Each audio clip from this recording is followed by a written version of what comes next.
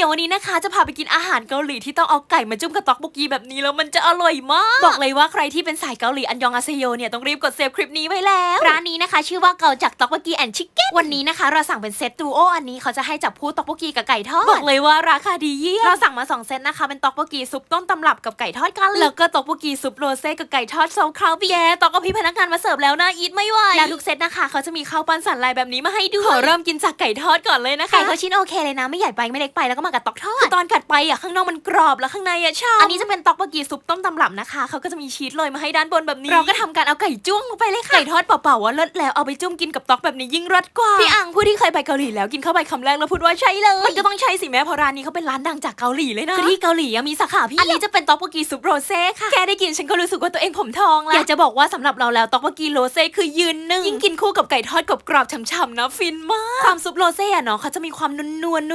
รสชาติก็จะ